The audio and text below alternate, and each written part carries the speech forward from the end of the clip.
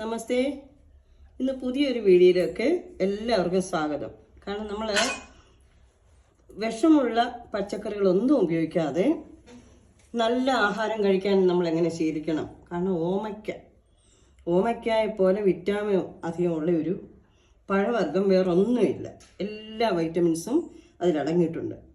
കാരണം ഇപ്പോൾ വെളിയിലൊക്കെ വാങ്ങാൻ ചെന്നാൽ ഭയങ്കര വിലയാണ് ഇപ്പോൾ അതിന്. കാരണം എനിക്ക് മിക്കവാറും ഉണ്ട് ഇവിടെ.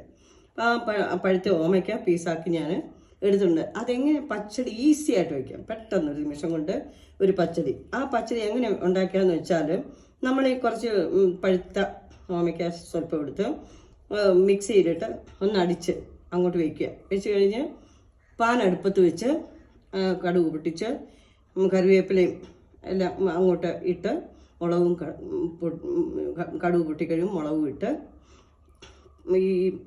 ഈ മിക്സർ അത് അരച്ചെടുത്ത ആ മിക്സർ അതിൻ്റെ കൂടെ നമ്മൾ സ്വല്പം തേങ്ങയും കടുകും കൂടെ അതിൻ്റെ കൂടെ അങ്ങനെ പിന്നെ ഒന്ന് ചതച്ചേക്കണം വീണ്ടും.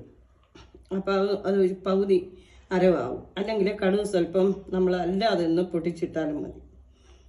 അല്ലാതെ നമ്മൾ ആ ഇടികല്ലിനകത്തിട്ട് പൊട്ടിച്ചിട്ടാലും മതി. തേങ്ങ കുറച്ച് ചേർത്താൽ മതി.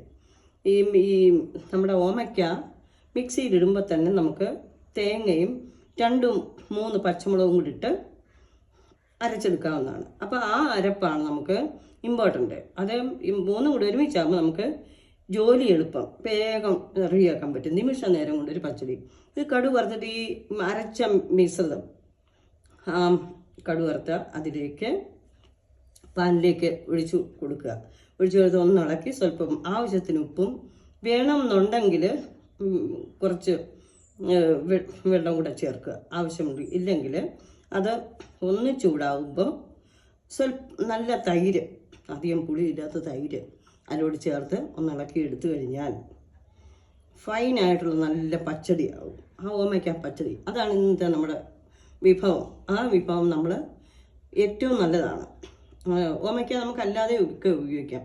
ഓമയ്ക്ക നമ്മൾ ജ്യൂസാക്കി വരെ കഴിക്കാം. അല്ലാതെ നമ്മൾ ഈ പഴുത്ത ഓമയ്ക്ക അല്ലാതെ നമുക്ക് കഴിക്കാൻ പറ്റും.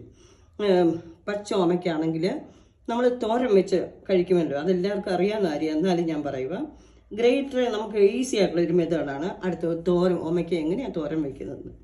പെട്ടെന്ന് ആ ഗ്രേറ്ററെ വെച്ച് നമുക്ക് ആവശ്യം. ഇപ്പം എല്ലാവർക്കും അധികം പേരൊന്നും കാണില്ല വീട്ടിൽ. 2, 3, 4 പേരെ കാണുള്ളൂ.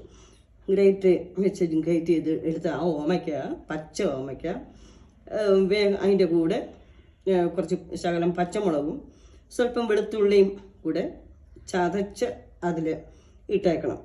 എന്നിട്ട് പാനടുപ്പത്ത് വെച്ച് അത് ഈ ഓമയ്ക്ക സ്വല്പം ഉപ്പും സ്വല്പം വെള്ളം കൂടെ ചേർത്ത് ആവി വന്നു കഴിയുമ്പം സ്വല്പം തേങ്ങയും കൂടെ കറിവേപ്പിലയും കൂടെ ഇട്ട് മിക്സ് ചെയ്തെടുത്ത് കഴിയുമ്പോൾ ഓമയ്ക്ക തോരനുമായി.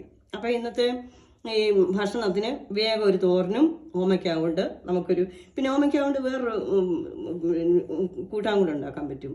ഓമയ്ക്ക കൊണ്ട് മത്തങ്ങ അരിശ്ശേരി വെക്കുന്നത് പോലെ വെക്കാൻ പറ്റും. അത് പഴുത്ത ഓമയ്ക്ക പാടില്ല. ചനച്ച ഓമയ്ക്ക, പഴുക്കാറായ ഓമയ്ക്ക നല്ലതാണ്. ആ ഓമയ്ക്ക എടുത്തിട്ട് കുക്കറിലിട്ട് ഒന്ന് വേവിക്കണം. വേവിച്ച് കഴിഞ്ഞ് അത് ഉപ്പും ചേർത്ത് ഒന്ന് ഉടച്ച് റെഡിയാക്കി ഒന്ന് കടുക് വറുത്ത് തേങ്ങയും വെളുത്തുള്ളിയും സ്വല്പം ജീരകം എല്ലാം കൂടെ അരച്ച് ഒന്ന് ആ മിശ്രിതം എടുത്തിട്ട് ഒന്ന് പാനിനകത്തിട്ടൊന്ന് കടുക് വറുത്ത് ചേർത്ത് കഴിയുമ്പോൾ ഓമയ്ക്ക എരിശ്ശേരി ആവും. കാര്യം അത്ര സ്വാദിഷ്ടമാണ്. അതുപോലെ തന്നെ നമ്മുടെ ശരീരത്തിന് ഏറ്റവും നല്ലതുമാണ്. അപ്പം ഇന്നത്തെ എൻ്റെ വീഡിയോ ഇഷ്ടമായെങ്കിൽ എല്ലാവരും ലൈക്ക് ചെയ്യുക, ഷെയർ ചെയ്യുക. ഈ ഓമയ്ക്ക ഈ 3 രീതിയിൽ ഉണ്ടാക്കി കഴിക്കാൻ എല്ലാവരും ശ്രമിക്കണം. ഇനിയും അടുത്ത വീഡിയോയിലേക്ക് നാളെ മറ്റൊരു വിഭവമായിട്ട് ഞാൻ വരുന്നതായിരിക്കും. നിങ്ങൾക്കെല്ലാവർക്കും വളരെ നന്ദി, നമസ്കാരം.